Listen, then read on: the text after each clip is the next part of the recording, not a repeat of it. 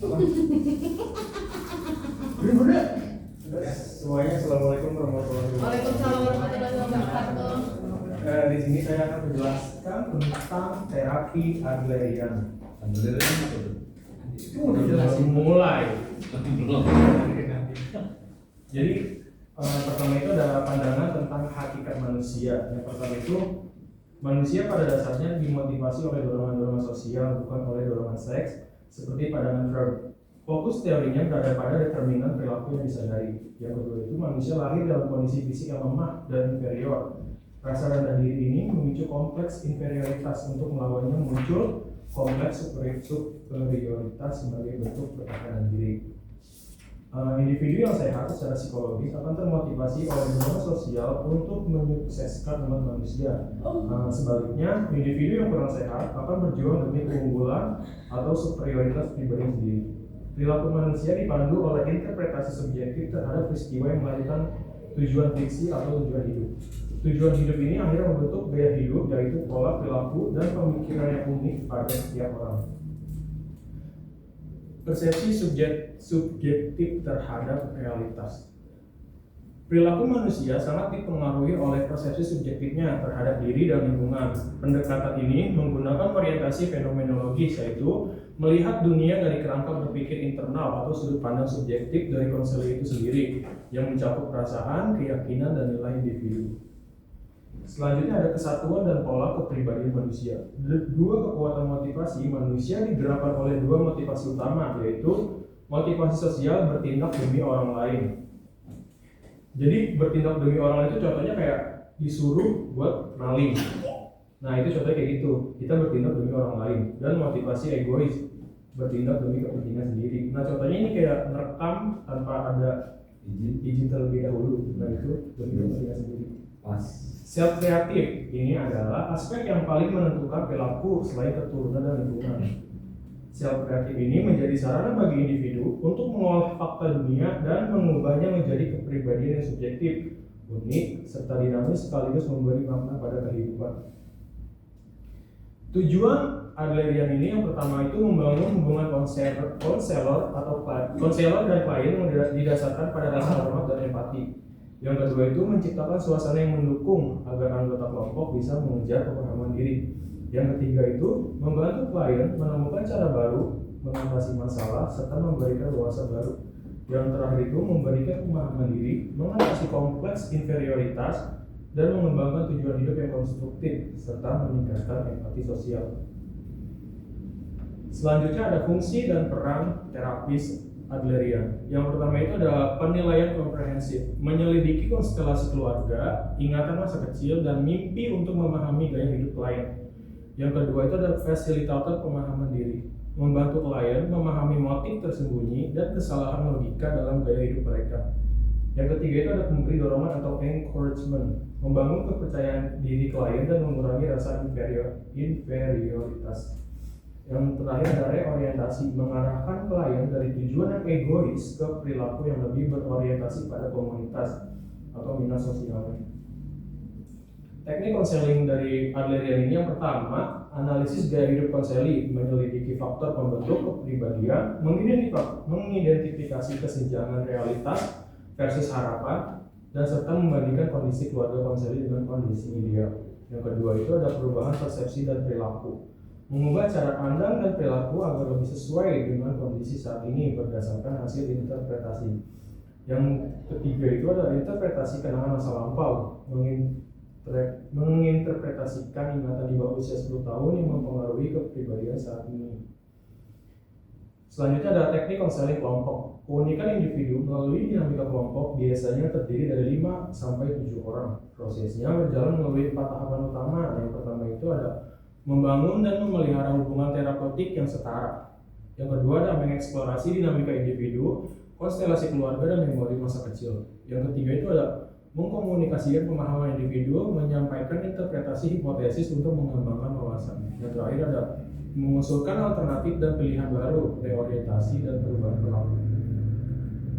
Kesimpulannya, konseling Adlerian ini merupakan pendekatan yang berfokus pada pertumbuhan individu, didasarkan pada prinsip-prinsip dasar, proses, dan teknik yang unik. Konsep dasar Adlerian ini mencakup gagasan tentang gaya hidup, tujuan hidup, kompleks inferioritas, dan minat sosial sebagai pengaruh kuat dalam membentuk kepribadian seseorang. Dalam proses konseling, terdapat 4 tahapan utama, yaitu membangun hubungan terapeutik, mengeksplorasi dinamika individu, mengomunikasikan pemahaman, dan mengusulkan alternatif yang konstruktif. Melalui teknik-teknik seperti ini, analisa gaya hidup dan interpretasi masa lalu. Sekian, terima kasih. Gak ada nanya kan? Enggak. Ini apa namanya? Coba Ahmad Sendra. Judulnya apa ini? Terapi Adlerian. Terapi. Terapi Adlerian. Oke. Tadi apa? Coba select awal. Kembali lagi. Laptop. Berarti Nah itu. Gue coba nanya itu dan takut cari sendiri. ini Betul. ini hampir mirip sama teori psikoanalisis, artinya sama budaya balance. ya artinya Janjian. terapi ini dari tokoh psikologis ya yang disaksikan. Gak apa-apa dulu kan janjian. Mau disebutin sejarah Adlerian? Ya, boleh. Enggak, mungkin pertanyaan saya begini. Di sini kan ada beberapa poin ya, kayak persepsi, subjektif, kesatuan dan pola kepribadian, fungsi dan peran. Intisari dari teori terapi Adlerian ini seperti apa yang Tadi kan dikasih saudara ada. pahami? Coba di slide. Nah, kok lewat. Ya rusak ya. Nggak usah dijawab, besok aja kalau ingat. Kesenggol. Cepetan. Kan tadi kesimpulan ada kan. Iya. Jadi inti dari terapi Adlerian ini Pokoknya ada di dalamnya deh. apa? Iya itulah. Intinya. Udah oke, terima kasih. Iya. Mas Ahmad. Yeay. Udah kan? Ntar ya Pak aja ya. Nggak usah ngobrol Kok biasa. pulang katanya? sejarahnya Tadi udah pulang apa udah selesai pulang? Sejarahnya, Mat. Sejarahnya. Iya. Siapa ya? Siapa sih Adlerian itu siapa? Itu rekomnya dari mana referensinya? tahunya dari mana? Hah? Dari Adlerian. Coba. Ya, ya. Coba Ini ngomong. dari Makalang ini. Ya udah. Terus kalau Konseling ya. nggak ada, baru dengar bu. Tekniknya kayak gimana sih? Enggak, ini aku tadi drive. Scroll. Linknya kan Terapi Adlerian itu Adlerian. Adlerian. Gue tanya juga. Adlerian. Nih, Adlerian ini merupakan salah satu teoris besar dalam psikologi kepribadian yang telah mengembangkan konseling Adlerian bersama para pengikutnya. Berdasarkan teori psikologi individual Adler, pada mulanya, Adler merupakan bagian dari organisasi pengembang teori Freud. Namun kemudian memisahkan diri karena mengembangkan ide-ide dan konsepnya sendiri. Konseling Adlerian itu sering disebut juga sebagai Adlersche, adalah pendekatan konseling yang bertujuan pendekatan konseling yang bertujuan untuk meningkatkan kepercayaan diri seseorang. Alfred Adler mengembangkan pendekatan teorinya dengan fokus pada dinamika kelompok. Teori Adler menekankan bahwa menciptakan kesejahteraan individu merupakan bagian integral dari potensi manusia. Wah, pintar. Itu Adlerian apa namanya? Nih, setiap anak adalah Oke, sebuah orang-orang ini ya, apa insecure gitu-gitu ya. yes.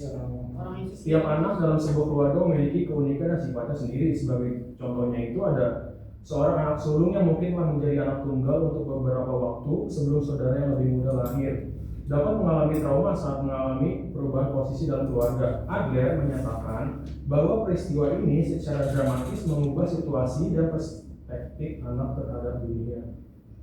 Ketika seorang anak pertama lahir, semua waktu dan perhatian orang tua kan pasti fokus pada itu kan, karena cuma satu doang anaknya, nggak mungkin anak kucing. Sehingga anak merasa mendapatkan perlakuan istimewa dari orang tua. Namun ketika adiknya lahir, perhatiannya itu akan kebagi.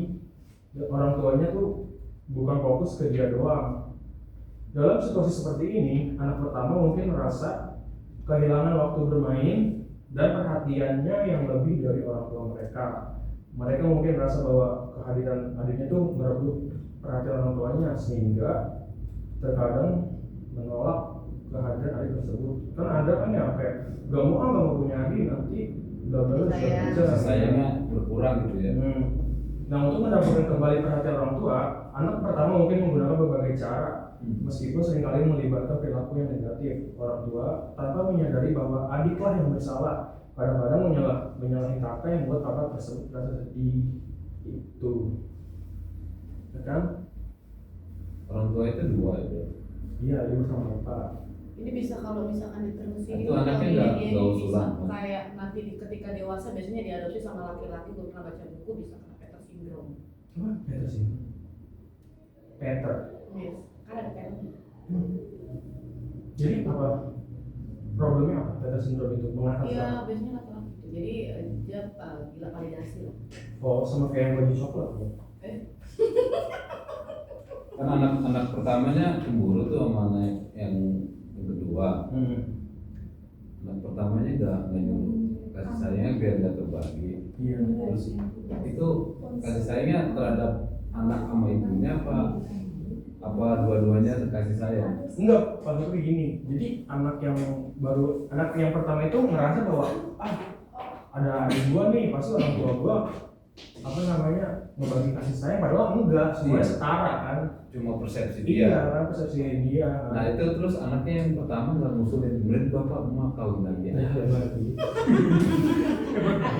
Gitu kan. Enggak, gini. Teori ini lebih condong digunakan pada kes apa?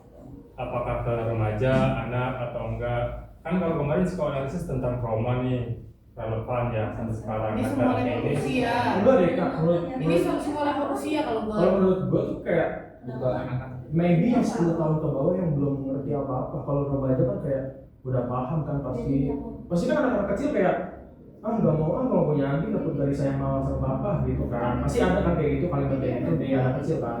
Nah mungkin kalau yang usia SMP mah ya udah gak ada mikir juga lah gitu. bisa ini kan. Mungkin karena terlalu Kalau dewasa juga ya. misalkan katakanlah di lingkungan sekolah atau pembelajaran dia dapat diskriminasi, bullying kan itu bisa juga jadi masuk ke teori ini menurut gue. Lu udah kamat dan ketawa mulu. Baru ketawa sekali pak. Udah kan? di sekolah lagi mas. Sekolah lagi. Udah. Kan tadi udah kesimpulannya. Kita sama-sama belajar teman-teman. Iya. Iya pakai kantai. Cepat apa? Kan Pak AI Pro. Pro, ya. Berapa duit sebulan? Mas slide-nya tadi mas slide. Sedikit coba. Hari ini belum nanya. Saya mau nanya. Pak Rizal, Pak Rizal punya anak berapa? Satu. Doang. Nanti apa mungkin seperti ini? Enggak. Maybe. Juga. Tapi ya itu rata-rata sih condong memang mayoritas kakak adik itu pasti ada kecemburuan. Iya pasti ya. Udah pasti karena kan pembagian itu bukan cuma secara verbal juga banyak loh. Tapi orang tuanya tuh harus ngasih tahu, ngasih solid. Ya kayak beli harus sama gitu dibagi. Enggak mungkin kayak ngasih tahu kayak kasih sayang kita tuh sama ke kakak, ke adik mungkin gitu. Kan kalau nggak dikasih tahu pasti ini kan apa namanya? Waktu saya kecil nggak begitu. Maksudnya tinggal di mana? Tinggal di jalan. Emang apa nanti lahirnya di mana? Punya saudara nggak bapaknya? Pas Sobri kecil ada lihat. Ada nggak yang melihatnya? Tenang aja gitu. Pas Sobri kecil ada lihat. Wah, jadi marah dong, emosi dikit deh. Jangan emosi, jangan marah mulu kayak soal. Kan pas aku tinggal di Amsterdam kan dulu ya kecilnya. Iya, artinya kan pembagian itu pasti bisa atau bisa enggak ya. Tapi kalau menurut saya tuh Kalau bapaknya nggak pernah pulang gimana? Bang Toib.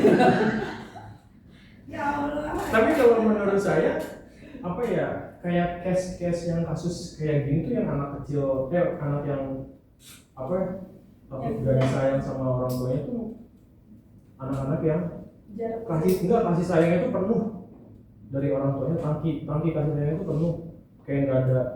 Jadi takut. Iya, jadi balance kasih sayang antara ibu sama bapak tuh balance di anak tersebut. Nah mungkin dia berpikirnya kayak gitu, kalau ada adik yang lahir cinta yang dikasih sama orang tuanya tuh pindah ke adiknya. Ini ada yang harus Oh, jangan sulit-sulitnya. nama Sama seseorang. orang Jelasin. Itu ini teorinya dia. Iya, dia tuh Thomas. Teorinya orang itu. Orang Babelan. Adrian ini orang Babelan. Tanggal lu. Ini pandangan si Adlerian terhadap tentang hakikat manusia. Masa baca 2 kali enggak haus? Coba kita lihat. Emang kalau udah selesai ini kita boleh pulang? Enggak tahu, ya. Coba tadi lagi ketemu ini. Lama kayak tuh konseling dia kayaknya. Iya. Ya, enggak sih. Konseling. Iya. Tahu dong gua kalau boleh, gue terlalu gak pernah capek, maksudnya terlalu hat-trick, gak ada capek. Tapi pas anak lulus si Koko ngerasa kayak gitu nggak? Kalau Koko iya, tapi adanya malah lebih dominan cemburu sama papahnya. Jadi gue gak boleh kawanan sama papahnya aja udah. Boleh. Dia cemburunya malah ke sana daripada ke abangnya. Berarti nggak ada ngomong kayak nggak mau kalau adik. Di sini kan suami yang ini gadis-gadis semua lagi boleh ketemu kayak gitu.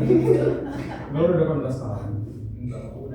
Ini tekniknya seperti apa? Maksudnya ada teknik ciri khasnya nggak? Kalau kemarin kan sebenarnya kayak ini apa, ada kursi tenang gitu kan, terus sambil tidur, si konseling memberikan refleksi, pertanyaan, Step by instruksi. step make gitu. ini apa namanya?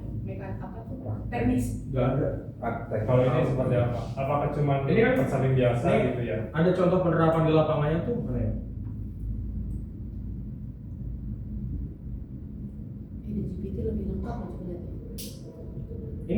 Ini ya Tapi tujuannya. Kalau di AI itu sebenarnya kita gampang ya ngambil informasi. Yang membedakan itu penyerapannya ke otak kita seperti apa gitu. Mana ya? Nah itu benar. Bukan ini teknik-tekniknya. Yang tadi kan yang tadi. Ini tekniknya Yang dulu. nanya. Teknik yang dulu Pak. Bentar, saya dulu kan ini saya nanya. Kan yang ada Sama-sama. menyelidiki faktor pembentuk kepribadian. Iya nggak sih? Bukan deh. Nah, kan sama dia sama. Tadi benar. Bukan. Terapeutik yang setara mana? Ini. Jadi apa sih terapeutik yang setara? Jadi si konselor itu nggak nge-gap antara dia sama klien. Nggak kayak contohnya gua konselor nih, lu harus nurutin apa kata gua, enggak. Jadi dia tuh apa ya, menjelasinya dengan bahasa yang mudah supaya lebih klop gitu. Kayak nggak ada gap antara itu. Terus lebih berempati, menghargai klien dan menghormati keputusan si klien tersebut. Nah, kalau mengeksplorasi dinamika individu itu tahapan yang kedua. Jadi dia membedah dan memahami bagaimana kepribadian, perilaku, cara berpikir atau serta kesehatan mental seseorang terbentuk berdasarkan struktur keluarganya dan pengalaman masa lalunya. Nah, yang ketiga itu mengkomunikasikan pengalaman individu. Jadi psikolog ini nyampein tebakan profesional atau kayak analisis sementara si klien. Apa sih yang terjadi terhadap klien? Nah, jadi dia tuh ngasih tahu dengan cara yang halus agar klien bisa mendapatkan insight yang baru tentang masalahnya. Nah, yang terakhir itu kalau klien udah tahu nih sadar dia akan masalahnya, si psikolog dan klien ini bersama-sama nih nyusun strategi yang konkret, tindakannya nyata, sudut pandang baru untuk menggantikan pola-pola lama yang merusak. Pola pikir. Udah ya? Yang nanya dong, Pak. Apa? Teknik konseling kelompok itu maksudnya gimana ya? Bukannya konseling itu harus tatap muka ya satu-satu. Kalau kelompok itu orangnya sama semuanya digabungin itu satu konselor. Orangnya 5-7 orang masalahnya sama. Jujur nggak tahu Pak, ini sumpah. Biasanya itu kayak klub bola. Mungkin udah bisa. Kemarin Pak Novi udah jelasin sih kalau itu jadi konseling kelompok tuh contoh misal suami sama istri. Jadi satu-satu dulu konselingnya bergantian gitu. Nanti ada masanya ketika sudah si konselornya itu sudah menemukan mungkin titik terang atau apa itu baru bareng konselingnya seperti itu. Ini pelajaran semester 2 Pak. Kemarin. Yang kemarin waktu dipraktekin sama Gak ada. Sudah terapi kali. Itu terapi yang ketiduran ya Mas Andre. Dari terapi. Itu terapi bukan Enggak, terapi. dia mah ngajak doang dia mah. Udah Nah, kan ya? mungkin Pak Sapri bertanya apakah di teknik ini ada terapi tersendiri gitu atau gimana? Ya mungkin kayak gitu Pak Sapri. Oh, Pak Sapri dia baik. Bapak aja yang nanya. Ini slogan. Nggak, ini mah slogan dari kampanye. Terus mungkin yang saya kritisi dari presentasi tiap mahasiswa itu kebanyakan tekstual ya. Artinya kan ya memang bagus ya secara, terkadang kita nyerapnya agak ribet juga sih kalau tekstual. Zamannya bang. Ya justru zamannya kan lebih Lebih zamannya, relevan ya. dengan gambar-gambar yang keren gitu. Pengennya. Pengennya tekstualnya sedikit, gambarnya pas dengan materi. Kamu juga belum dapet. Nah, kalau ini siapa aja nih orangnya? Hmm? Kalau ini siapa aja orangnya? Ini dari kantor Pak, bukan saya yang desain. Soalnya bikinnya dadakan Pak Iksa Iksa. presentasinya kapan Iksa? Kita lihat nanti banyak Iksa tekstual. Aku nanti presentasinya ngambil dari threads aja. Threads ditulis, foto. Udah kan ya? Din. Terima kasih teman-teman yang udah mendengarkan materi yang saya sampaikan. Mungkin nanti dilanjut Pak Novi untuk lebih jelasnya. Kurang lebih mohon maaf. Assalamualaikum warahmatullahi wabarakatuh.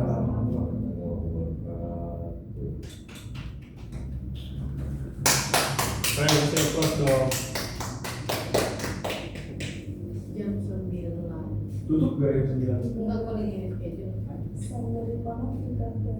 Apa? Ada pesan lagi? Nggak mau, tapi nggak jauhan. Lagi konseling? Udah, Emang ini Pak ini Pak Uban. tapi itu laptop siapa? Ini ya? Laptop siapa? Yang mana? Oh, itu dia. Dijual Pak.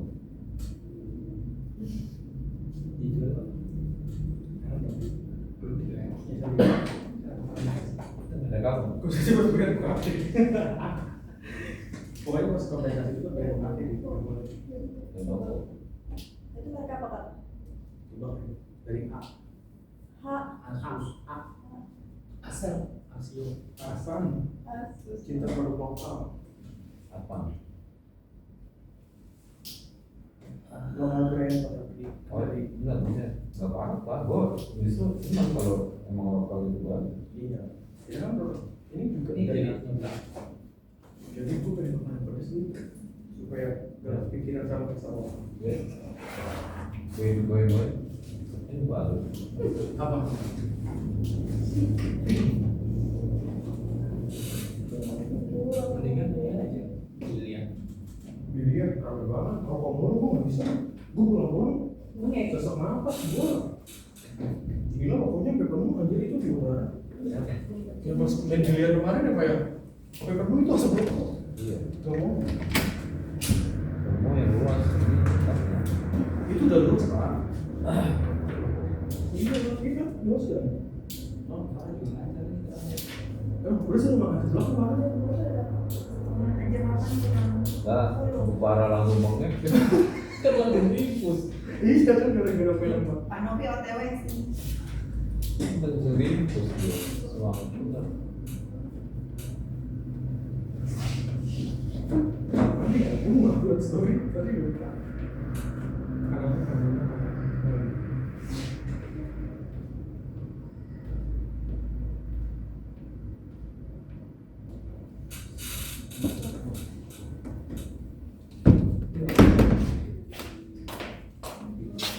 Kalau ditampil apa? Tampil, Tumbler. Oh, Gue banyak kok. tampil Tupperware. Kemarin ISO 303 di Gue punya SNTO yang gitu satu, cuman dia kayak nggak estetik gitu kan megang. Ini dari botol sirup aja. ini dari luar aku nggak terlalu kayak orang-orang. Stanley, Ini begini. bukan Stanley itu, bukan Stanley mah. Iya awalnya 12 kan, nggak sampai 12 itu kan ini udah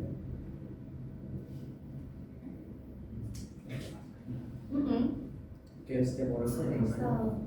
Rajin apa Kayak masa dapat itu tas kamu tuh berantakan di bawah. Waper mau waper. Monggo Pak. enggak, udah tadi udah pernah. Apa lu lapar? Hah? Sebentar ya coy. Gue punya, Apa lu kemana? gue punya satu di rumah. Lu pinjam? Lama-lama udah buku gue. Tangan. Gue ada di Buku apa sih itu? seni untuk bersikap bodo amat. Gue punya satu. Gue udah Itu dapet. kayak gue pernah lihat itu dulu di satu kontrakan. Dari Iksal, Pas Sapri. Gue udah dapet ya. Dibaca ya? Jadi apa? Langsung Inti nyerap ya, nggak seninya dibaca ya apa? langsung udah nyerap. Iya. Satu kalimat ya Pak, dua kalimat bodo amat. Baru mau nyalek kayak ini. I don't give a fucking care. Enggak, emang kesimpulannya apa? What do you think about Bodo amat. Kita tuh nggak bisa ngomong orang lain. Yes. Ya, ini buku ini masuk ranah story, filsafat story, filosofi teras masuk gitu. Bioporisme juga ada. Behaviorisme. Mau dibaca orang baru foto-foto doang sekarang gue lagi belajar. Aduh kan. Ya salah. Ada yang gue paling oke dan paling gue beli yang Udah tetap Peter mah ya udah. Gue jalan bercerita belum kelar nih. Oh, kata-katanya Stoicism. Gue bercerita aja nanti gitu. Assalamualaikum. Apa? Maaf ya. Udah. Iya. Udah Pak. Udah. Ya Allah. Terus siapa yang nanya? Kayaknya enggak deh. Ya Pak, bohong. Saya dizolimi Pak. Enggak ada yang nanya ya, Saya ya. punya 10 pertanyaan tapi dilarang ditanya. Dizolimi saya Pak. Itu Pak tinggal putar Buktinya ya, no. Itu ini loh. Itu namanya dusta loh, Pak. Dusta loh. Soalnya saya ada 10 pertanyaan. Stop katanya. Saya pengen jadi sebelah, pengen langsung pulang. Ayo Pak nyeblak Pak. Aduh, saya juga udah feeling kayaknya kelas ini cukup pulang sih. Enggak bukan Pak, kita pulang Pak. Maksudnya Saya itu tuh ada baiknya ini aja. Ya udah Bapak tinggal absen doang kan Pak.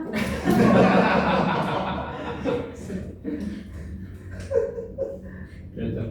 Di malam-malam tapi. Tadi pakai laptop saya, apa laptop Bapak nggak disentuh sama sekali. Oh iya. Iya aku lupa soalnya. Aduh, kok enggak buka gitu. Itu belum bawa Tadi kamu bawa.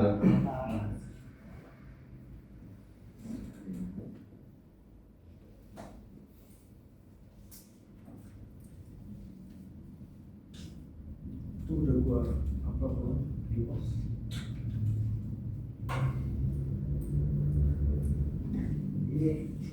Ini kamu video-video nggak kamu simpen di hard disk. Enggak dong. Kan Kan nilainya banyak, Pak. penuh Oh, Pak. muat nanti buat 14 pertemuan. Wah, paling aku simpen ke laptop. Kenapa? Iya. Allah. HP dia di sini Iya. paling mahal Pak. Gak jelas. Seumur hidup Emang Pak Pak. cicilannya. Nggak apa-apa. Seumur hidup cicilannya Pak. Gas keras itu gas keras. Akan aja pengen bangkit lagi. Kayak 2 kali UMR sekarang. Kita mau nanya itu Pak. Ini udah izin apa belum beli kamera? Ya Pak. Udah kemarin niatnya malah mau saya bawain tripod yang Nah, 1,5 meter itu loh. Nah. Tapi tadi saya dari Cibitung langsung ke dari Tambun langsung ke sini. oh udah janji Pak ya? Iya, minggu lalu kemarin minggu depan masih lah yang saya bawain. Pas gini aja Pak, pas role play. Ya, di Iya. video ini ya. Mau simpan setiap ini presentasi buat dokumentasi katanya. Bagus sih Pak, maksudnya juga itu. Dia pakai HP Pak Satria aja. Dimasukin di YouTube Pak. Kontrasnya pakai full. Ini apa? Kalau masuk YouTube nanti Sampai mana sih? juga viewers AdSense-nya ke kita kayak gitu. Potong kue ya. Enggak kan diabadikan ini jadi kenangan kalian nanti. Udah ya? Wisuda. Tuh ketua. Udah rapi aja. Siapa yang rapi-rapi sih Pak? Belum. Oh belum. Dan saya Dia mah menyindir banget. Kambing hitam, kambing Itu hitam. beneran banget cuma gitu doang. Kambing hitam jadi cari gua. Juga pernah sama Iya orangnya. Walat bener. doain Pak. Doain ya. dari pertanyaannya apa aja ya? Pertanyaannya tadi yang Si Adlerian tuh apa Pak? Tadi udah saya jelasin. Terus Mana kata Pak Sapri? Teknik terapi seperti apa? Iya. Tekniknya terus sejarahnya bagaimana? Gimana udah Pak? Bisa. Itu suatu pertanyaan. ada di makalah Pak. Oh, Jawabannya saya bukan makalah. Itu jawabannya begitu Pak. Terus tadi apa? baca aja di makalah.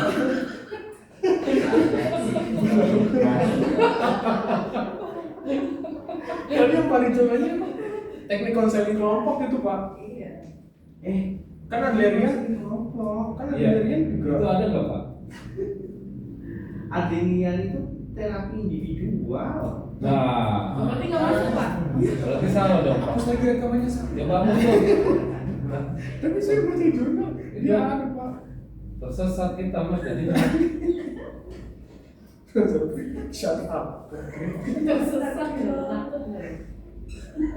Lah, dia buat individu dia bacanya kelompok ya Pak.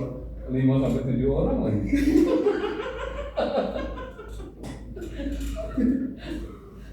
Mana ya jurnalnya? Pantes Pak Rizal mana tadi dia? Bingung. Sebenarnya Pak Rizal tahu itu ya, cuma kayak Iya. Paling dia pura-pura. Paham. Dia rugi kalau nggak nanya.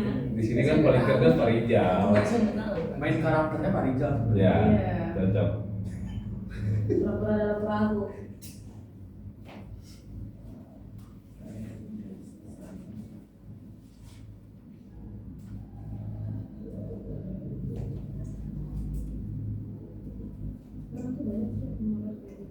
Tapi enggak. Esentio. Beliau kok Esentio. Gue udah gitu. Kemarin gue itu dapat 3.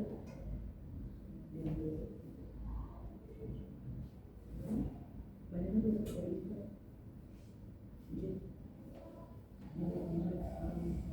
Payung, kaos. Tau nggak lo payung?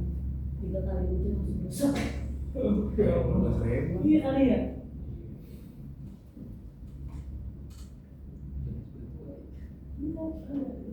Liburan pada kemana kalian? Ke kampus Pak. Saya ke kampus Pak dari pagi Pak.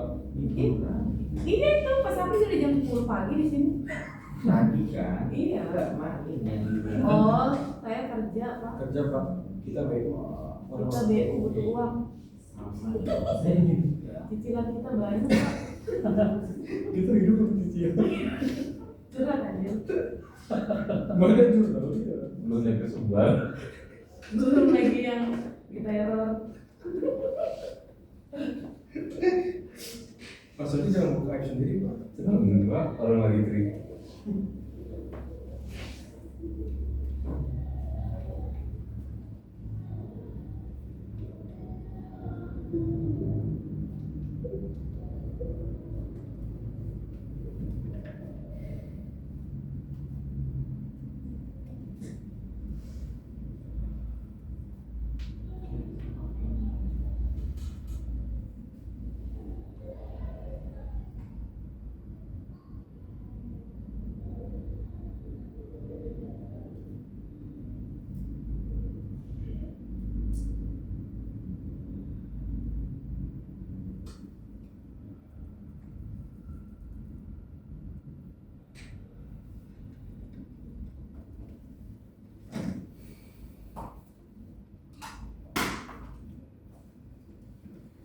Kelihatan nggak?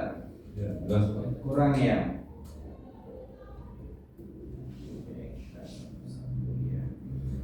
Oke, kalau ngomongin mengenai si teorinya si Adler atau Adlerian, itu kalian harus ingat bahwa teori ini itu di terapi pendekatan ini itu menjelaskan bahwa individu itu dari dia tidak berdaya sampai dia ingin superior, atau katakanlah dia dapat mencapai goals yang dia inginkan. Teorinya ini. Makanya di situ ada yang namanya inferiority ke superior. Teori si Adler. Kita dilahirkan ke dunia ini tidak memiliki daya upaya apapun. Kita tuh lemah. Sampai pada perjalanannya waktu kita menuju ke superiority atau keadaan di mana kita mampu memiliki apa yang kita goal-goalkan. Yang pertama. Terus teorinya Adrian yaitu memandang bahwa individu itu optimistik. Gak ada yang negatif-negatif, tapi secara optimisme. Yang mana itu mempengaruhi pandangan ketika menghadapi sebuah permasalahan itu yang dilihat adalah positifnya, bukan hanya fokus pada negatifnya aja. Nah, di Adrian di situ juga dijelaskan bahwa manusia itu makhluk sosial. Dia itu berinteraksi dengan orang lain. Kalau bedanya sama psikoanalisis apa? Psikoanalisis yang awal itu. Psikoanalisis itu kan dia si Freudian berfokus pada insting, instingnya dia atau naluriah dia atau libido. Bahkan dia hanya menyoroti pada anak kecil. Dia hanya menyoroti pada anak dewasa. Tapi Adrian dia menyoroti dari dia umur 6 tahun pertama sampai dia dewasa. Dan bukan hanya secara interpersonal, tapi juga secara intrapersonal, yang mana dia berhubungan dengan lingkungan sekitarnya. Terus, kalau ngomongin Adrian, udah pasti bahwa perilakunya itu dibentuk karena punya tujuan. Jadi contoh misal, gue ingin jadi terapis yang minggu misalkan bersertifikat yang paling tertinggi apa? Sertifikat di yoga 500 jam. 500 jam kayak itu. Maka Bu Royana memiliki kesempatan untuk menuju ke situ, ya harus langkah-langkahnya apa yang harus dilakukan. Dari yang misalkan dia Bu Royana 0 dapatkan punya sertifikat, ikut pelatihan ini yang basic, nanti baru naik ke level-level tertentu sampai akhirnya bisa memiliki jam terbang 500. Nah itu, Ardia itu konsepnya kayak gitu. Jadi seluruh fokus tujuannya, seluruh fokus pikirannya dan perilakunya ditujukan ke tujuan. Terus, kalau ngomongin Adrian, kalau udah fokus pada tujuan ya kelemahan itu nggak boleh dilihat. Kalau misalkan kita ngadepin teman kita yang masalahnya dia itu takut ini itu, kita lihat kemampuan apa sih yang dia miliki, sisi keunggulannya dia apa selain misalnya dia takut cap dan lain sebagainya. Ini ngomongin sih. Terus kalau ngomongin Adler di beberapa kebudayaan tadi dijelaskan nggak terkait mengenai kelahiran. Nah kalau ini urutan kelahiran itu menjadi tidak relevan di zaman sekarang, khususnya di budaya Indonesia. Karena apa? Gak di budaya Indonesia nggak perlu untuk dalam tanda kutip dia itu bertanggung jawab dan berprestasi. Ini kalau mohon maaf diterapkan di Cina mungkin iya. Cina zaman dulu kan anak laki-laki kan seperti ini diagung-agungkan. Tapi kalau diterapkan di Amerika nggak cocok. Amerika kan cewek umur 17 keluar dari rumah, bertanggung jawab pada dirinya sendiri. Di Indonesia belum tentu anak pertama yang dalam tanda kutip bertanggung jawab, bisa jadi malah anak tengah, anak terakhir. Maka dari itu untuk bagian urusan kelahiran itu bisa menjadi tidak relevan, tergantung dari sudut mana yang kita mau ambil. Kalau kita berada di Indonesia ini tidak relevan. Tapi kalau kita berada di Cina yang tentang budaya atau Korea ini menjadi relevan. Kalau kita ingin menyoroti si terapi Adrian dengan pendekatan urutan kelahiran. Kenapa seperti itu? Karena kalau kalian bisa lihat tuh, secara urutan anak nomor 1 bertanggung jawab. Kalau ngomongin bertanggung jawab, saya berani yakin egonya dia dihilangkan untuk adik-adiknya atau keluarganya. Ketika egonya dihilangkan, pasti kan berpengaruh kepada kepribadiannya. Makanya kalau pakai terapi Adrian itu dia bukan hanya kita melihat dari sekarang, tapi basic dari latar belakangnya juga kita lihat. Dari sampai hal yang seperti dia lahir di mana, tinggal di mana, menghabiskan waktu paling lama di mana, itu menjadi penting dalam pendekatan si Adrian ini. Ini ya, urutan kelahiran sekarang tidak relevan jika di Indonesia. Terus proses terapeutiknya si Adrian itu ada apa aja sih? Yang pertama udah pasti lah ya, membangun hubungan yang egaliter. Egaliter di sini gimana? Kalau khusus untuk si Adrian, gak ada istilah konselor dan konseling. Istilahnya adalah mitra. Kita tuh sebagai mitra. Jadi gak ada gap-gap yang seperti si Freudian. Terus yang kedua adalah lifestyle assessment atau gaya hidup. Ini menjadi penting dalam si Adrian karena dia fokus pada psikologi individual, maka lifestyle juga menjadi salah satu bagian yang tidak boleh kita lepaskan ketika melakukan assessment. Contoh misal, dia orangnya katakanlah kecemasannya berlebihan. Bisa jadi kecemasan berlebihan karena dia seharusnya yang dia berada di sini dia gaya hidupnya segini. Ya otomatis bakal jomplang bahasanya atau gak sebanding, yang itu dapat mempengaruhi kepribadian dia. Misalkan cemas nih kalau nanti teman-temannya pada tahu, cemas nih kalau gak dianggap sama temennya ketika di kelompok tuh. Terus identifikasi tujuan yang keliru. Nah di sini adalah proses yang mana menentukan bahwa sebenarnya apa sih tujuan hidup dari si klien, kemudian asumsi yang tidak adaptifnya itu apa sih, atau asumsi yang dalam tanda kutip itu buruk terhadap dirinya itu apa aja. Nah di sini penting Bapak Ibu, dalam terapi Adrian itu kita harus menentukan tujuannya itu istilahnya itu kayak peluru, kayak di terapi Freudian, untuk menentukan tahap selanjutnya terapinya mau sampai seberapa. Kan mohon maaf, mungkin kalau kalian tahu juga, terkadang zaman sekarang juga ada loh orang yang nggak memiliki tujuan hidup. Kayak dia flat aja kayak udah mengalir aja bagaikan air ke sungai gitu. Kan nggak mungkin kayak gitu. Kalau orang yang mengalir aja dia nggak ada ambisi. Ambisi itu harus ada dalam diri kita. Ambisi sesuai dengan takaran. Gunanya untuk apa? Untuk pertama menggunakan daya dia, motivasi hidup dia biar hidup nih kayak gitu.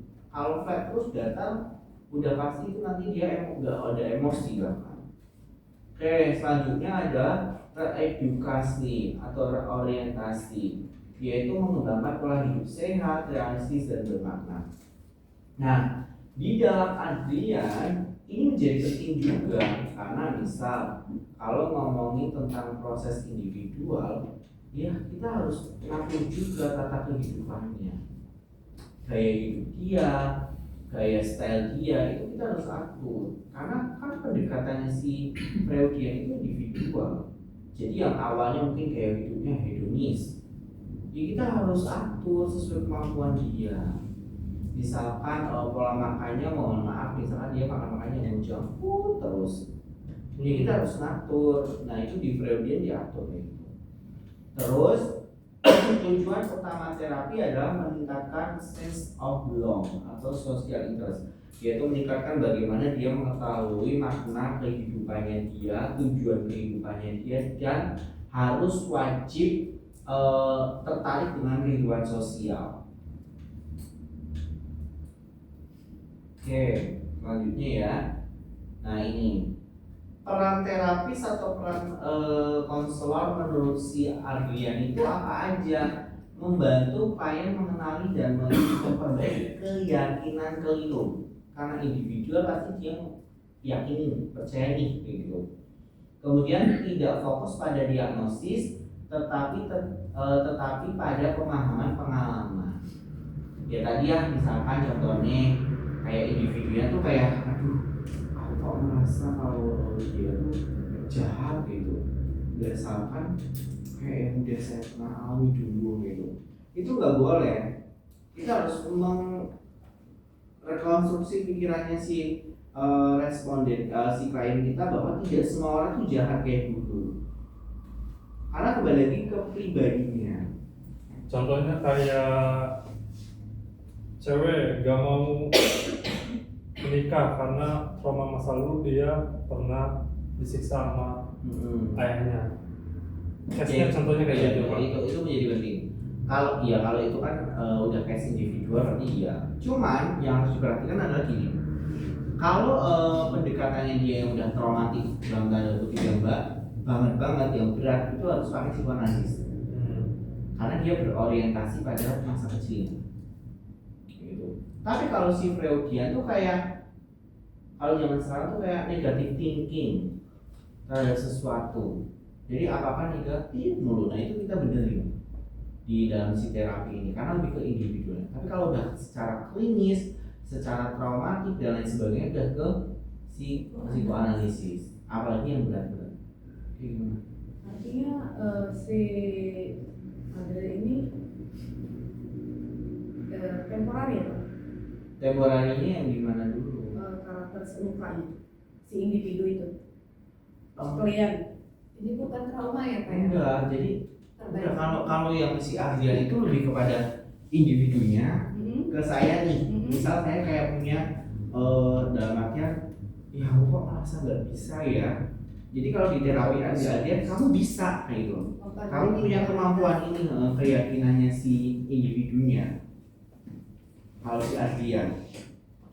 Tapi kalau yang traumatik udah pasti tak ditangani sama si kemarin pendekatan psikoanalisis si Freudian. Kalau ini misalkan Bu Royana kayak misalkan tadi ya 5.000 jam terbang. Aduh, kok kayak berat banget ya. Pesimis. Mikirnya kayak gitu, pesimis. Itu pakai terapi ini, biar optimis gitu ya? kayak gitu. Overthinking bisa pakai ini. Kayak gitu. Karena pokoknya individualis. Yang mana dia membangun bukan hanya secara pribadi tapi juga minat sosialnya. Oh butuh, karena butuh motivasi dari luar.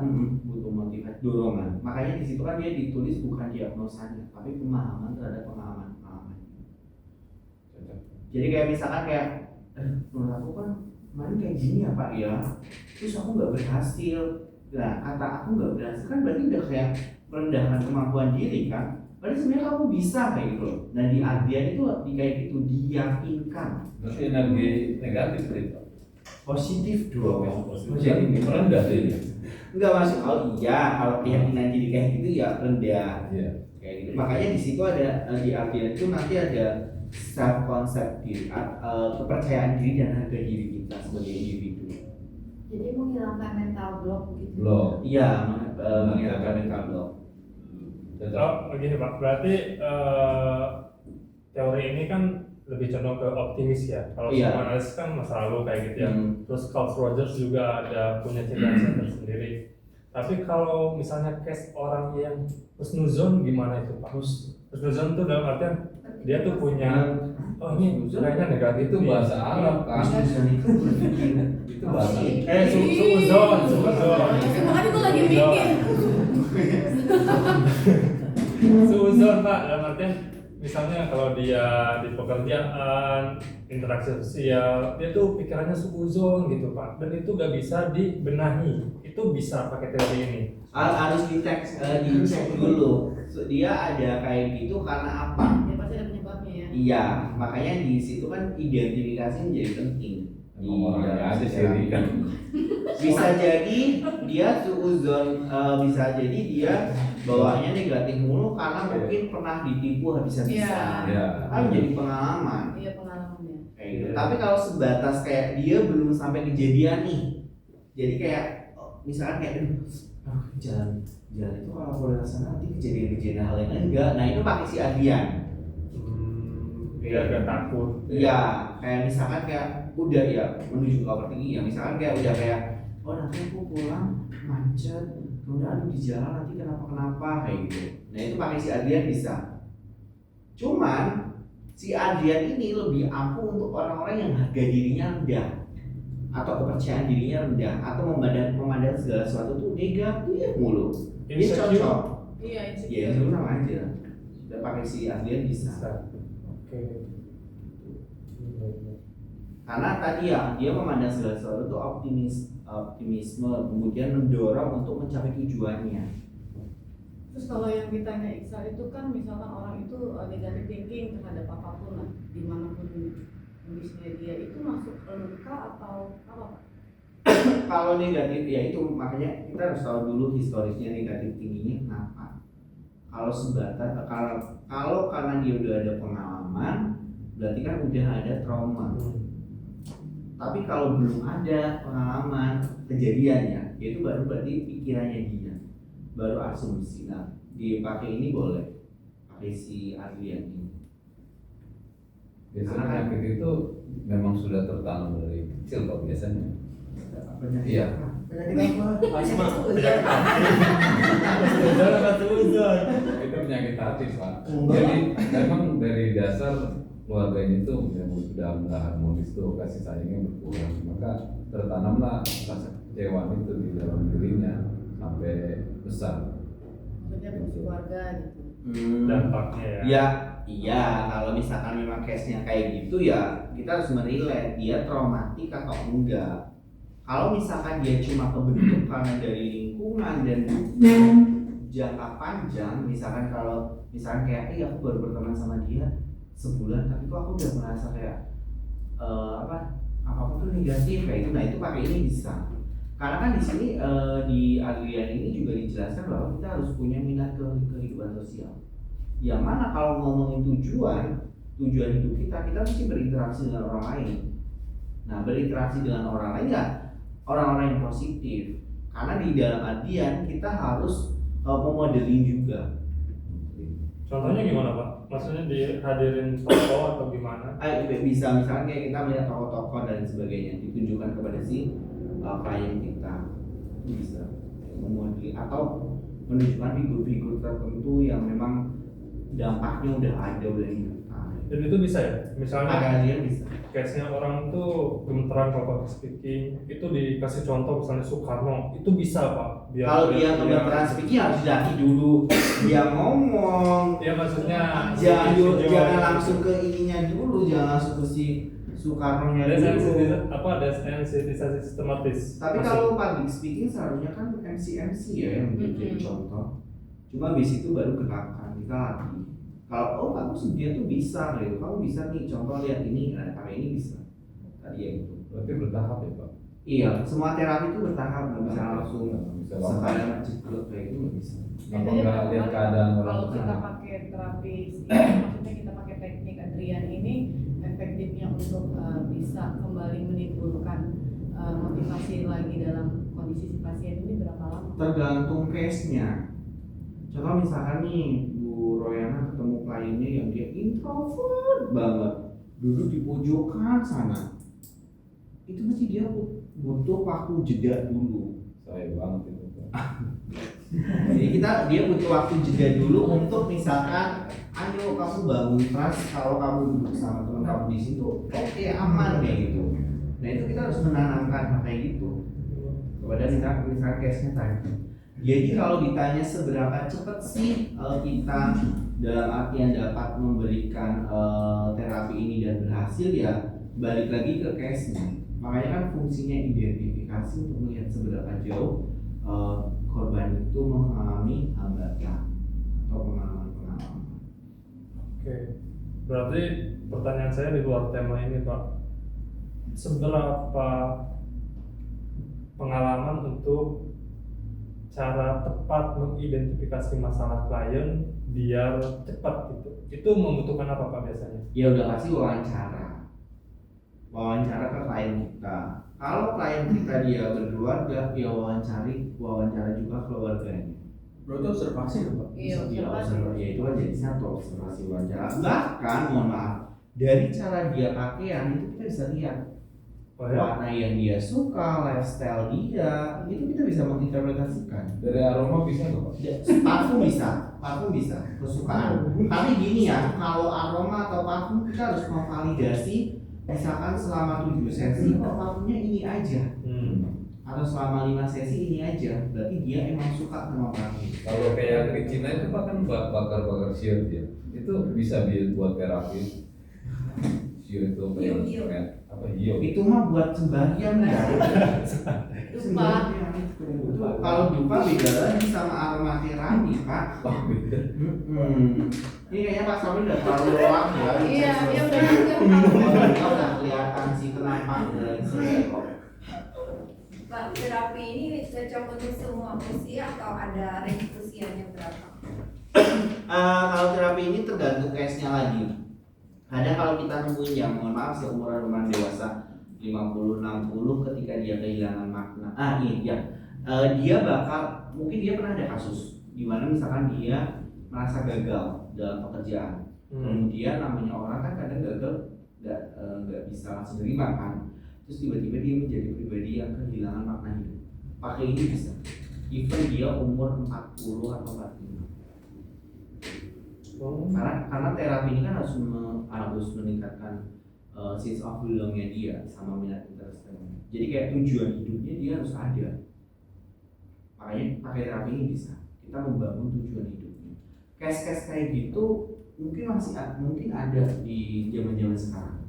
Yang usia dia udah bisa dikatakan mungkin udah mature, tiba-tiba 40 tahun, mohon maaf ada momen kejadian di mana yang dari dia punya segalanya tiba-tiba hilang, sehingga dia belum siap, kemudian dia kayak ya udah ngalir aja, kayak nggak ada tujuan hidup.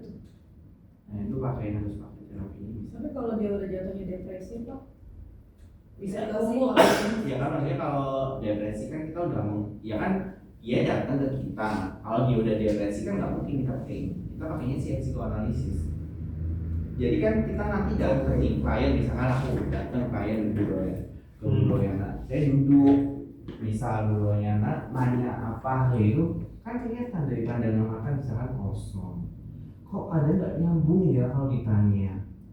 Kadang nggak jawabannya juga aneh ketika menjawab pertanyaan. Itu menjadi indikasi Bu Royana perlu untuk wawancara dengan orang-orang terdekatnya. Bahkan terkadang kita juga bisa boleh untuk bertanya kayak pasien ini atas nama misalkan Budi kayak gitu. Budi pernah dirawat di pernah ke psikiater atau enggak? Itu nggak apa-apa kita nanya gitu kepada misalkan orang tua atau orang yang menemaninya. Karena untuk memvalidasi apa yang udah kita peroleh. Bahkan saat kita ngobrol, pandangan mata klien ke sana ke sini itu memiliki arti. Itu kita harus nangkep. Bisa jadi dia nggak nyaman. Nah itu kita harus, pokoknya kita tuh harus lihat dari atas sampai bawah. Kalau case-nya kayak gini Pak, ini sih konteksnya agak ini ya. Misalnya case-nya kayak entertain atau enggak diri kita nih, ada case yang kalau keluar ini aib gitu ya, orang-orang tahu. Itu kan secara mental kita jadi merenung, nggak mau sosialisasi. Ini bisa.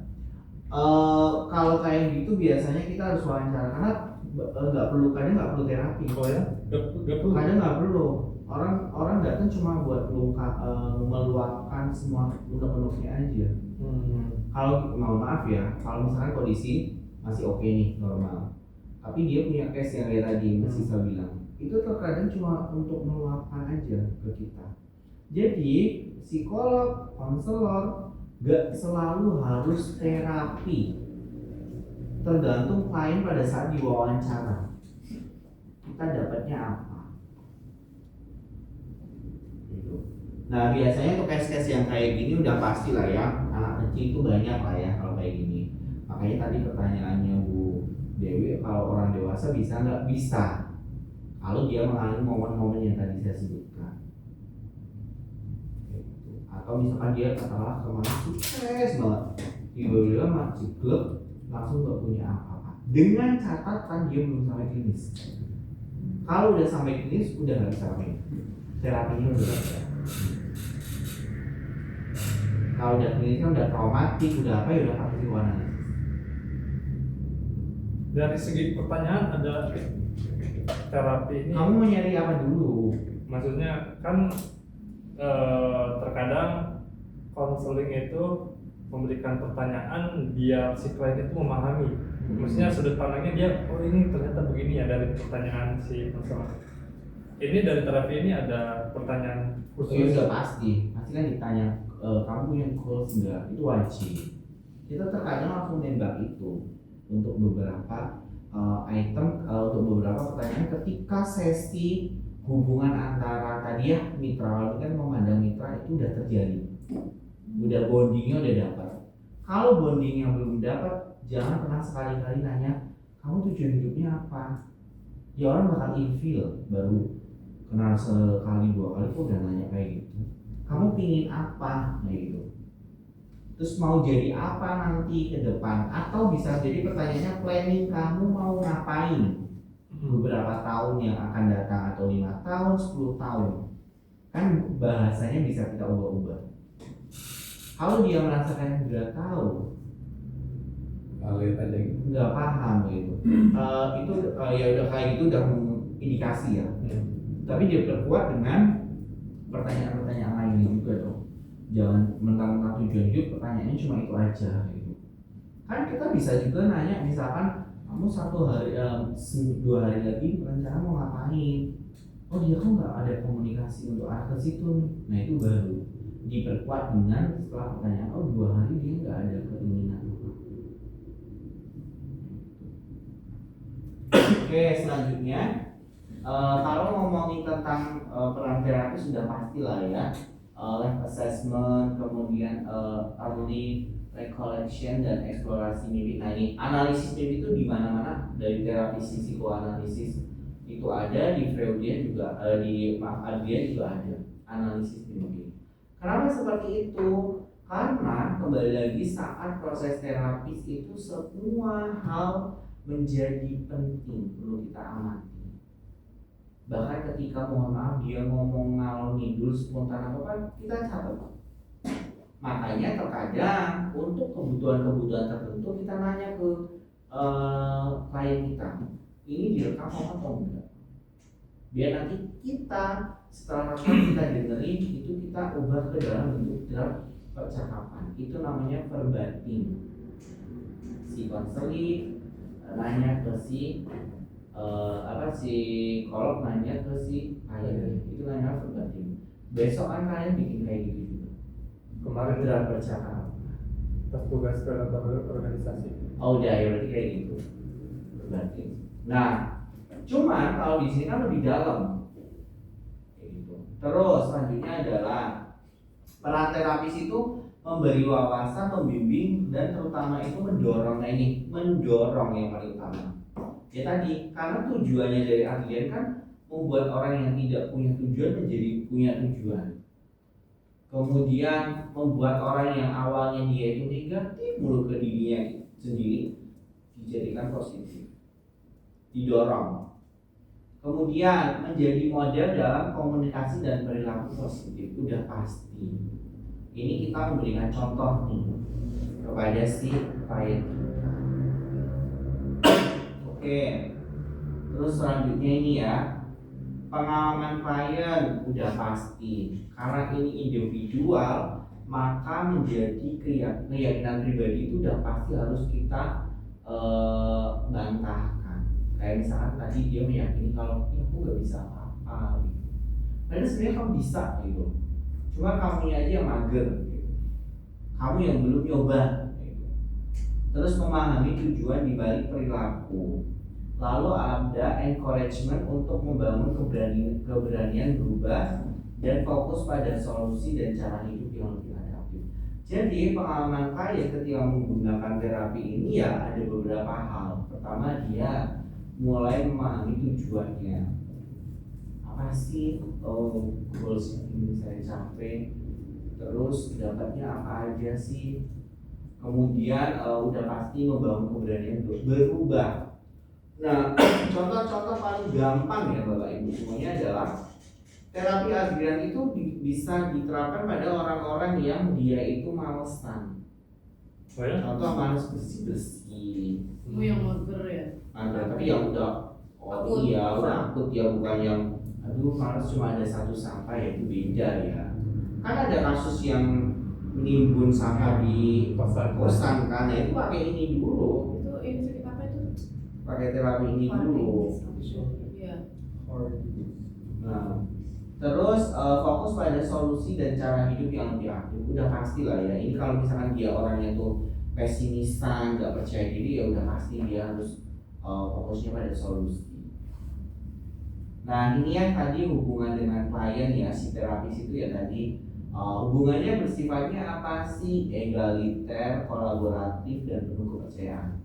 Egaliter itu sama ya antara si klien sama si psikolognya. Jadi nggak menganggap kayak ya kok psikolog aku yang paling tinggi, itu nggak boleh. Di Adrian tuh kayak kita bestian, kayak bro kayak gitu. Tapi ada batasan-batasan profesional. Lalu kolaboratif udah pasti.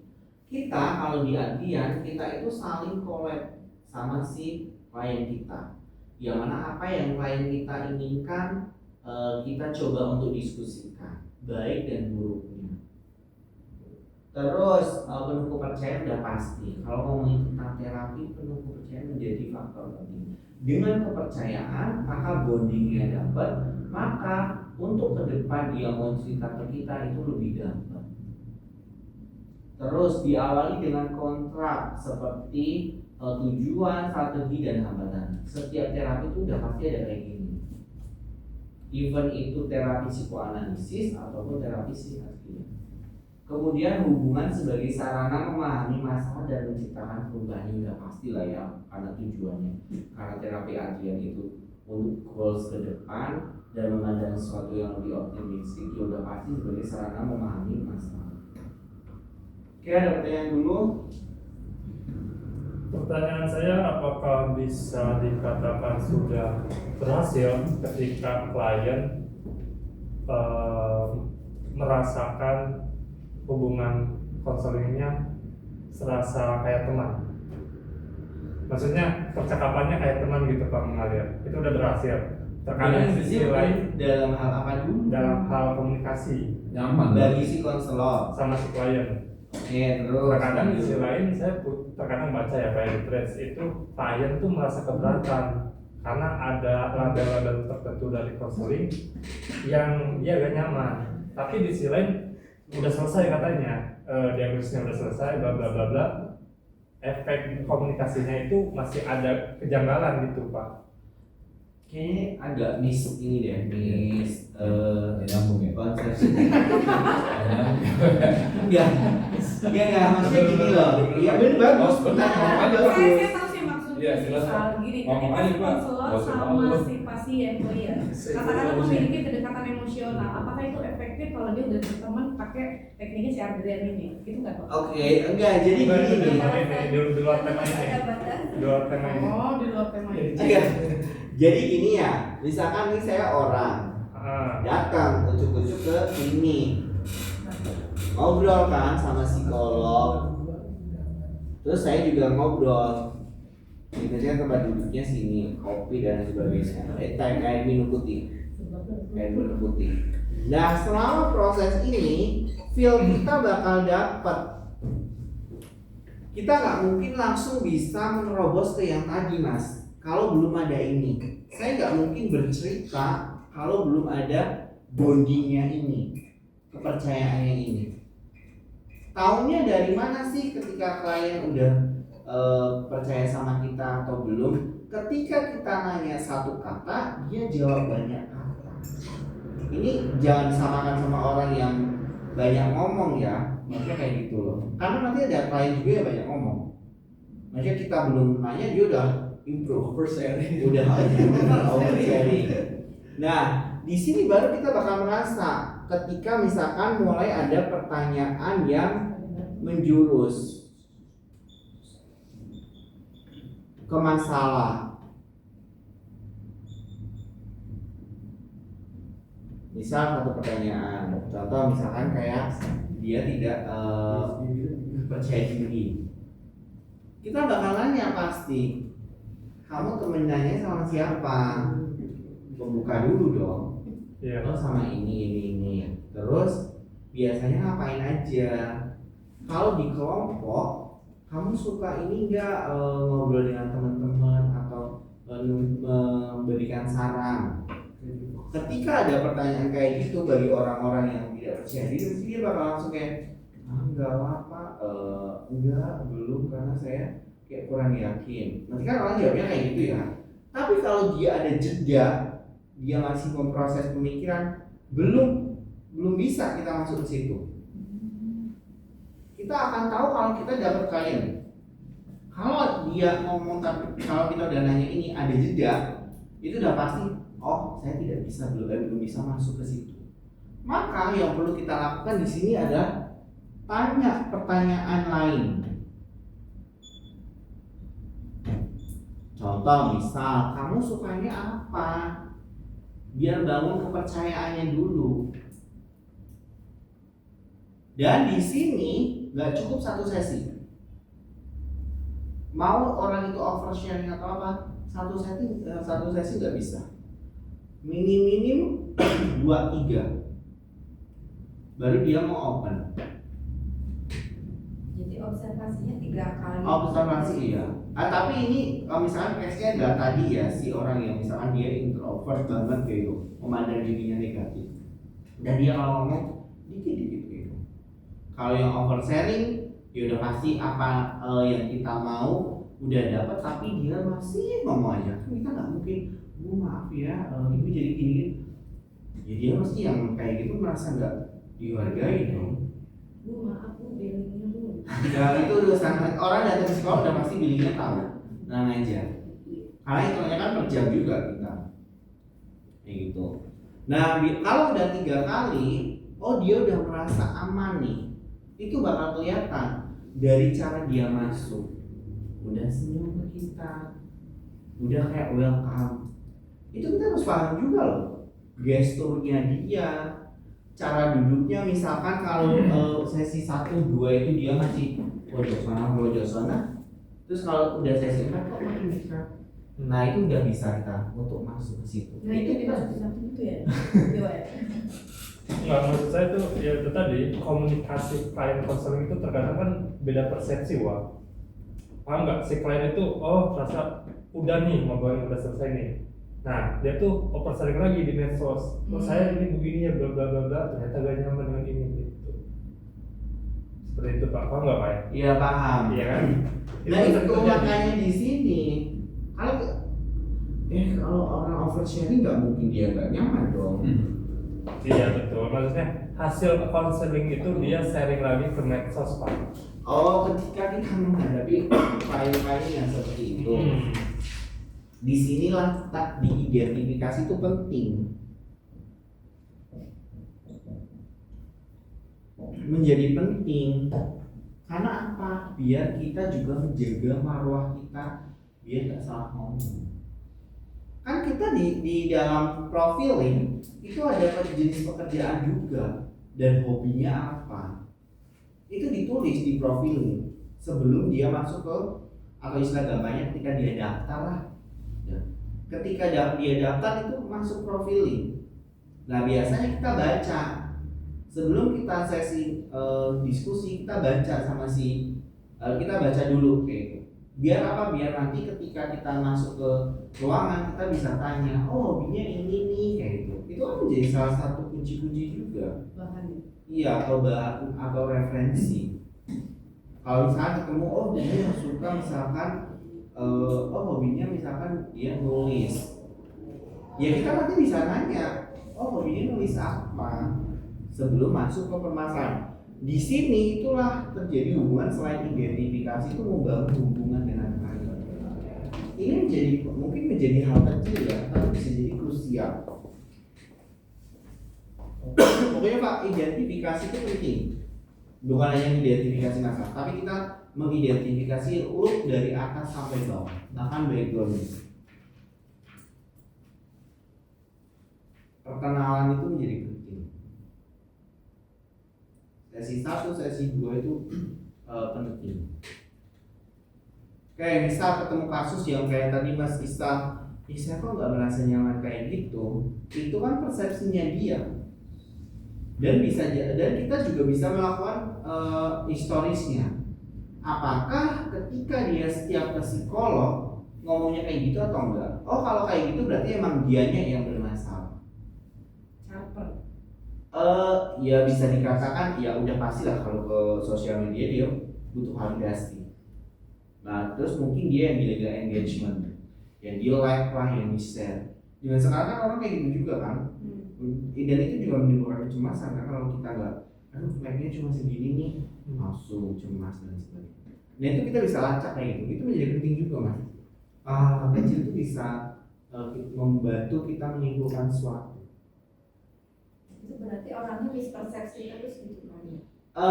Bisa jadi dia itu bukan hanya mispersepsi ya, tapi dia itu kayak ya tadi misalkan kalau di sosial media kok kayak gitu semua, udah pasti dia butuh validasi karena dia merasa kok gak ada yang cocok ya sama saya psikolognya, padahal mungkin saya cuma butuh ngobrol gini-gini aja nih gitu. Oke, yang lain saya lanjut dulu. Pak, kalau misalkan ada kasus kayak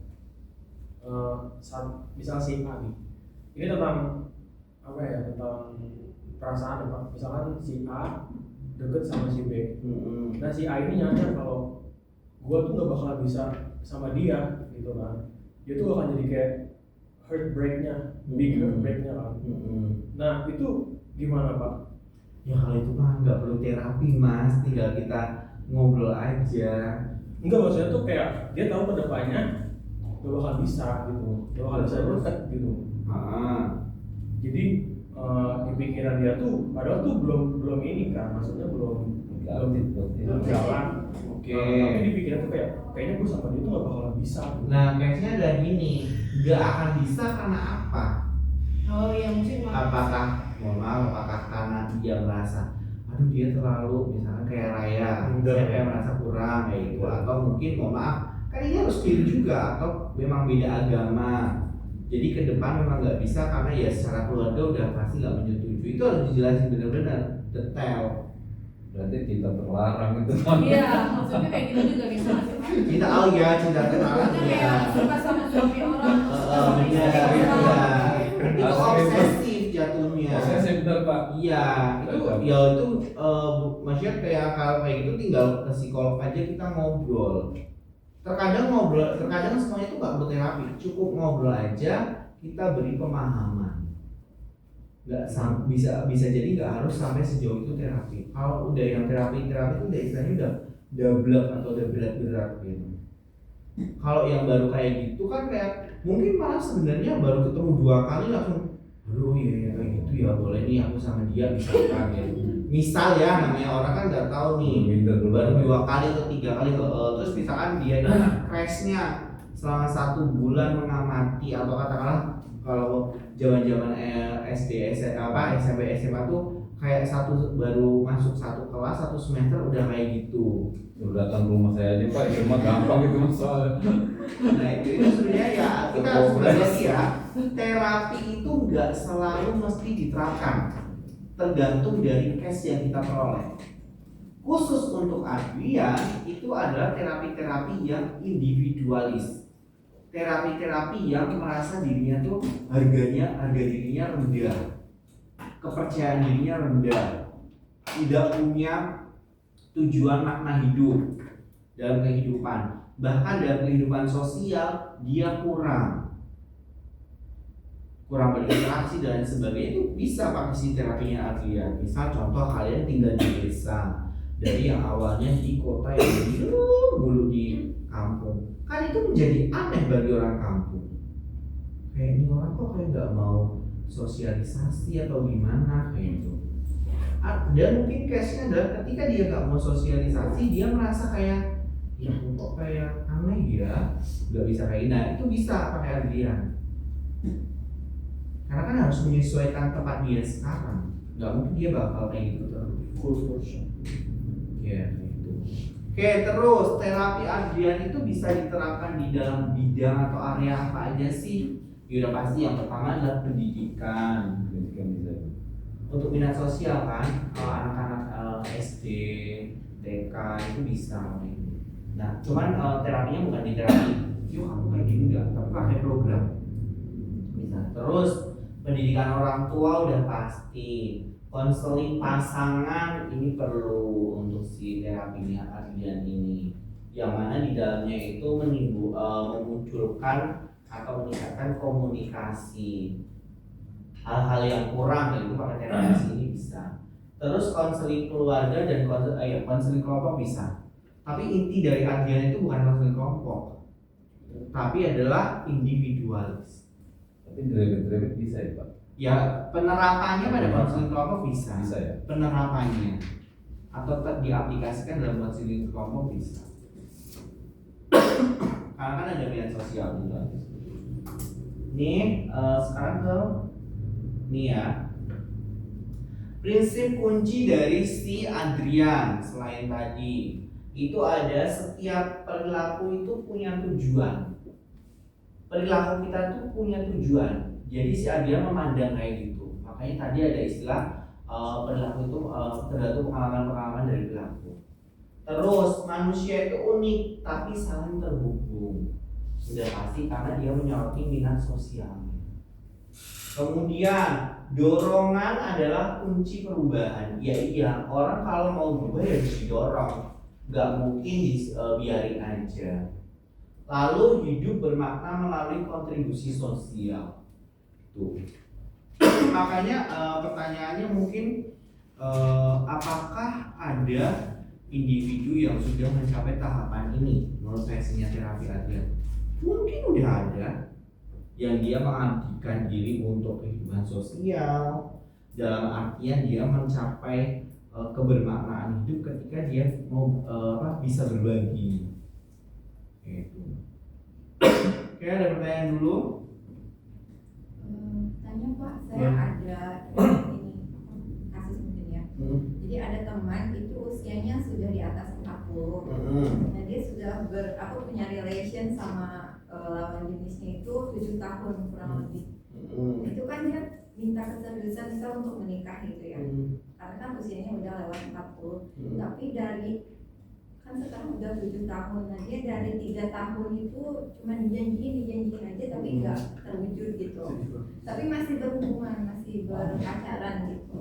Nah, tapi si perempuannya itu sudah diberi saran sama keluarga, sama teman untuk udahlah gitu kan, nggak ini. Tapi dia tuh merasa kalau nggak sama dia kayaknya nggak bisa deh gitu. Terus kalau nggak kayaknya udah capek katanya memulai sesuatu yang baru. Nah kalau seperti itu bisa pakai ini. Kira-kira. Cuman gini, yang jadi nanti PR-nya sedikit adalah gini Bu, kita harus benar-benar menggali alasan kenapa dia merasa kayak gitu. Padahal tadi udah dalam artian 3 tahun digantungkan. Kalau orang bukan orang manusia, kalau orang yang dalam artian dia itu nggak sampai yang kayak tadi, mungkin saya bakal menyarankan ganti, bukan ganti kok kayak ganti barang ya, maksudnya coba temukan orang lain. Biasanya gitu. Karena tidak tahu loh digantungin, tidak adanya kepastian. Itu udah coba, tahun. udah trial pakai trial kan sekarang banyak aplikasi kayak semacam Tinder, Bumble dari itu. Jangan pakai kayak gitu. Itu Bumble mah banyak kan ini. Tetap balik lagi kerja gitu. Aplikasi kayak itu bukannya scammer ya? Emang ada yang ada scammer yang Ya, maaf sih nggak tahu ya. Kalau di internet kan banyak scammernya ya. Makanya dia kesimpulannya kalau nggak sama dia kayaknya nggak bisa gitu. Berarti ini Bu, yaitu PR-nya adalah kita harus benar-benar ngorek info kenapa dia sampai berpikir seperti itu. Itu pengalaman saya begitu Bu. Tinggalin. Emang beda-beda saya udah nikah. Saya juga nggak Iya, tahu. banyak Pak pacarnya. Oh, Yo, kan relasi Pengalaman saya Pak ini terjadi. Coba Sapi saya pada apa ini saya bapak itu nikah satu keluarga gitu loh. Enggak, dia Ini memang- benar nggak? Iya. Jangan candaan loh. Ini mana sih orang yang percayaan lagi? Tapi bener pasti nggak pernah bohong. Oh, mungkin lagi puber kedua kali ya. Nah, kan secara psikologis nggak ada hubungan kedua. Ada.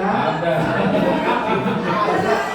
Saya pernah nanya makanya Gak, ada. gimana nggak ada? Alamiah. Puber kedua itu alamiah. Secara psikologis. Iya. Cara psikologis. Secara biologis nggak ada. Kan? Makanya ada yang pernah bilang itu nggak ada ya. Sebenarnya. udah kodrat dalam tahap perkembangan itu udah kodratnya. Iya, lagi perkembangan udah dijelasin. Pernah ada yang bilang kalau itu tuh nggak ada. Iya bapak, nggak salah. Iya, saya selalu bilang ada. Itu tuh kebetulan saya yang nanya. Puber Iya, kedua iya. saya bilang ada. Puber kedua itu udah pasti ada karena itu masih Oh, Bu Risma, materinya Bu Risma. tahap perkembangan. Iya, materinya Bu Risma. Jadi Itu biasanya di range usia berapa, Pak? Tidak bisa menentu. Kadang soalnya ada yang 35 udah kejadian, kadang ada yang baru 45 udah baru kejadian, atau bahkan 65. Bahkan ada juga yang udah 70 baru kejadian. Oh, berarti kayak back to puberty pas Iya, jadi malah dia bisa suka sama maaf ya kayak anak 20 tahun, 30 tahun gitu. pedofil. Kalau 20 enggak dong, sampai 20 pedofil kan kalau anak kecil. Mungkin itu kali Pak ya. Puber kedua itu bisa perempuan bisa mendominasi apa Pak? Gen? perempuan, ya, Pak ya? Enggak, saya belum menemukan ini ya, Perempuan, Pak. penelitian ya, mungkin coba saya nanti cari-cari ya. Karena kalau cewek, maksudnya penelitian yang udah ada ya, bukan saya melakukan penelitian. Karena itu alamiah, tahap perkembangan udah pasti puber kedua, cowok ataupun cewek. Makanya mohon maaf, banyak kasus perselingkuhan. Oleh karena itu kan kalau di kita nggak ada psikologi keluarga ya. Kalau dulu saya ada psikologi keluarga. Setiap apapun yang ada di keluarga itu harus dikomunikasikan. Mohon maaf bahkan sampai ketika di kamar. Hubungan. Itu harus komunikasi berhubungan. Itu harus dikomunikasikan dua-duanya. Biar Ciri-cirinya apa Pak? Kalau yang udah puber kedua gitu? puber kedua ciri-cirinya ya udah pasti ya merasa kayak kembali muda lah ya kayak gitu. Tapi gini Bu, tiap orang punya ininya masing-masing karakteristiknya. Gak bisa kita gederet, oh dia kelakuannya kayak bocil lagi nih. Gak bisa. Kadang ada yang bahkan mohon maaf dia gak kelihatan dari perilakunya, malah tiba-tiba kayak dia melakukan hal-hal yang seperti dulu masih muda. Itu bisa gitu. Karena kegiatan-kegiatan yang dalam tanda artian itu yang belum terpenuhi ketika masih kecil atau masih muda dia lakukan kembali. Salah satu faktor misalnya sering nonton ini itu bisa jadi Puber kedua itu udah alamiah, nggak perlu faktor-faktor. ya kan aku lihat di TikTok itu ada ini selingkuhan kata si suaminya gini, aku pilih kau karena rasanya A, kalau ini rasanya B. Itu beneran Pak? Nah itu Kalau gimana itu Pak? harus ikut psikologi konseling. Karena kalau di psikologi keluarga, kan di psikologi keluarga dibahas dari sampai yang mohon maaf ya berhubungan itu dibahasnya itu bukan yang mengajarkan hal yang negatif ya, tapi lebih kepada harus dikomunikasikan. Bahkan mohon maaf banget ya, kalian misalkan udah memiliki anak dan lain sebagainya itu kalian wajib pacaran. Iya, jadi kalian harus pacaran sama suaminya. Oh,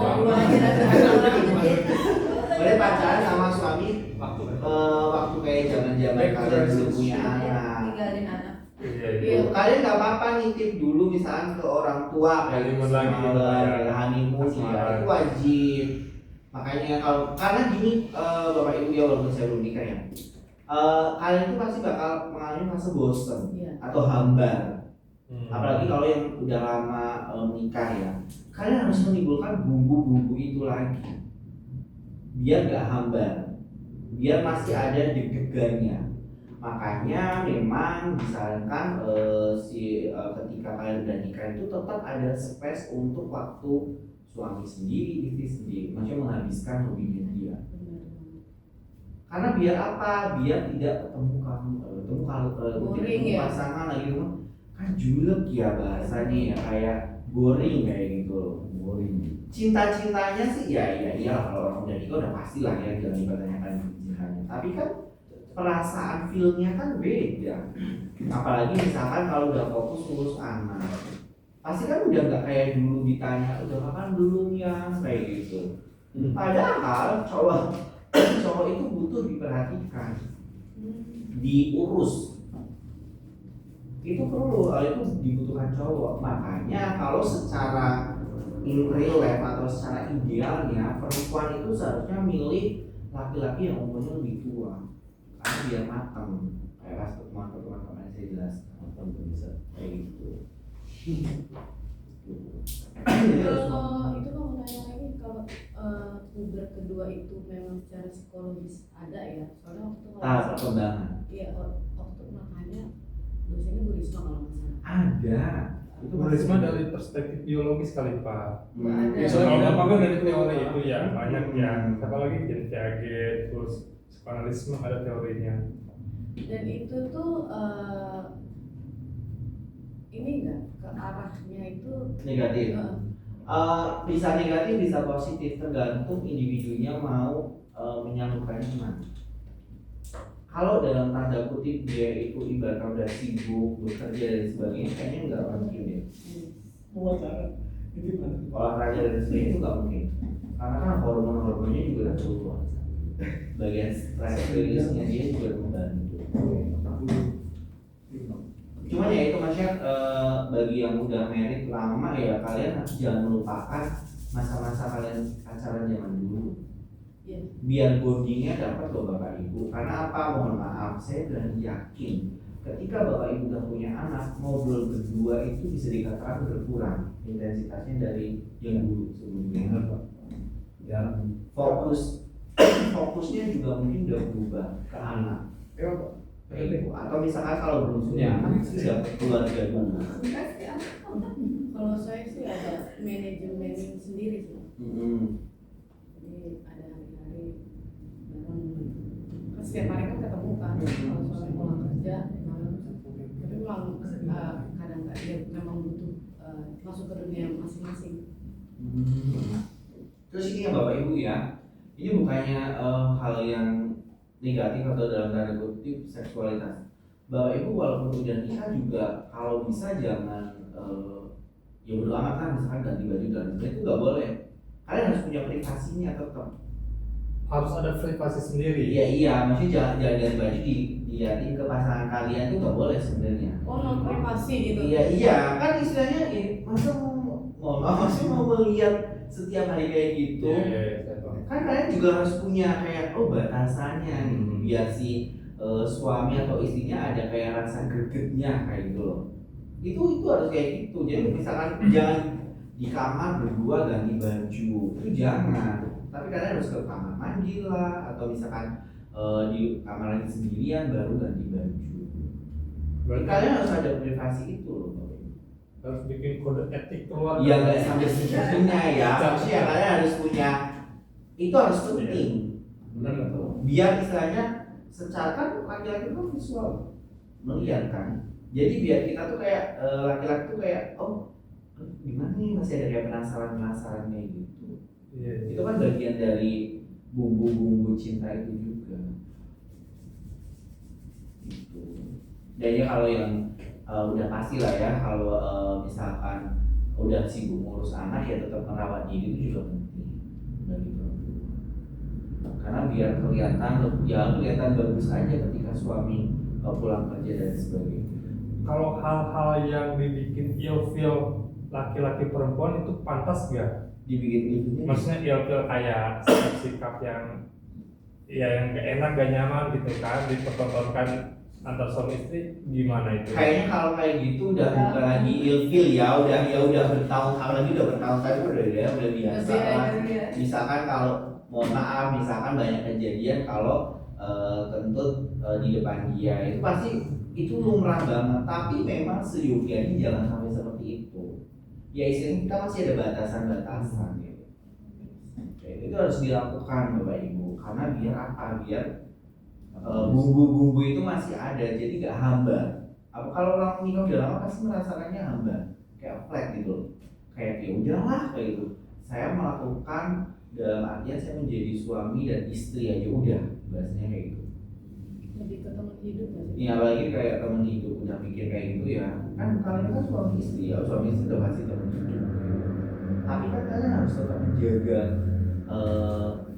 pernikahan ini biar istilahnya tuh kayak ada rasa gregetnya rasa gemesnya kayak pas kalian zaman pacaran atau awal nikah itu wajib dijaga loh sampai long last gitu. itu berdasarkan mata kuliah psikologi perkawinan ya. Iya, iya. Ya. Karena kan saya juga belum nikah ya, saya mau belajar dan berdasarkan Bener, Pak. pengalaman dari dosen saya. Tapi itu Karena benar. memang pas mata kuliah itu memang kita menjelaskan seperti itu. Menarik Pak. Iya. Oke, kita absen.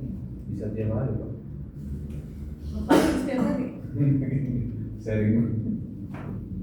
Ya nanti jadi satu semester psikologi perkawinan habis. Ada konsep. Bentuk buku apa tuh? Wak? Apa? Yang gede itu. Psikologi. Fokus ya? Iya. Ingin jadi. Nggak, coba boleh tanya gue ngerti kalau Psikologi politik. ya ini. Politik. Kan lihat. Politik. Ini yang pegang sebel, kalau ini gue udah punya. Lihat kan mau lihat. Gue gambarin ya. Oh, kemarin jadi anggota dewan. Kok mau jadi anggota dewan? Kemarin. Ini jadi kejiwaan. Kenapa nih? Nah, ya boleh. Ya.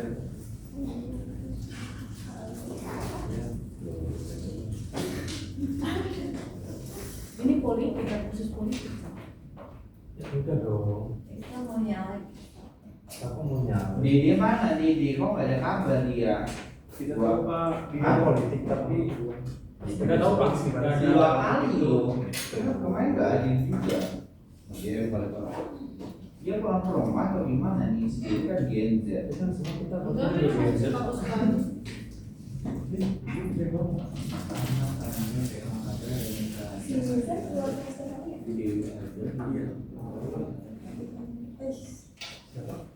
User ada jalan sama Stefani, terus kita nanya nggak balik lagi ke kampus. Kan aku bilang ya, gak sih minta tolong sama Stefani, nggak balik lagi ke kampus, tanya dong. Terus kata dia enggak. Dia boleh lagi jalan keluar. Bisa boleh lagi. Jalan keluar. Jalan keluar. Baru aku keluar. Oke. Pada pertemuan ini saya cukupkan ya. Apabila ada salah kata dari saya mohon maaf. Apabila ada berbahagia, wassalamualaikum warahmatullahi wabarakatuh. Waalaikumsalam warahmatullahi wabarakatuh. Terima kasih Pak. Ini materi-materi yang Masih Pak. mendapat wawasan baru. Hah? Apa? Belum. Masih bisa. Oh, dia